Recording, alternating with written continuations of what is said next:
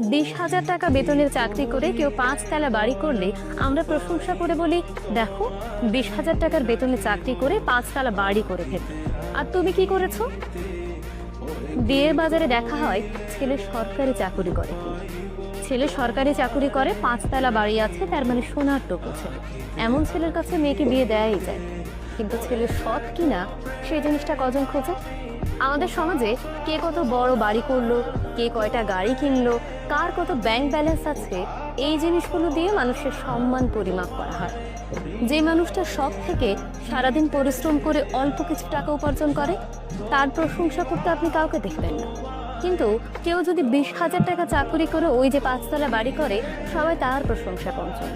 কেউ জিজ্ঞেস করে না ওই 20,000 টাকা চাকরি করে সে এত বড় দালান কিভাবে করবে। বরং প্রত্যেকটা মানুষ তাকে সম্মান দিতে থাকে। মসজিদ থেকে শুরু করে এলাকার বাজার, সব জায়গায় মানুষ তাকে সম্মানের সাথে ট্রিট করে। অথচ যে মানুষটা আসলে সৎভাবে ইনকাম করে নিজের জীবনযাপন করছে, সেই মানুষটা সম্মান পাওয়ার যোগ্য। আমাদের সমাজে দুর্নীতি বৃদ্ধির পেছনে যারা দুর্নীতি করছেন তারা যেমন দায়ী, তেমনি আমরাও দায়ী। আমরা তারাই দায়ী যারা এই দুর্নীতিগ্রস্ত মানুষগুলোর সমালোচনা না করে বরং এই মানুষগুলোর প্রশংসায় পঞ্চমুখ হই। দুর্নীতি করে 5 তলা বাড়ি করা সেই সরকারি চাকরি করা ছেলেটার কাছে আমরা মেয়ে বিয়ে দিতে চাই।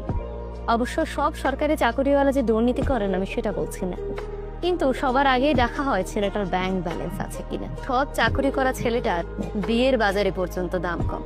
তাহলে ভেবেই দেখুন না, আমাদের সমাজে এই যে আমরা এই বৈষম্য তৈরি করছি, এটাও কিন্তু দুর্নীতির পেছনে অনেক বড় একটা কারণ।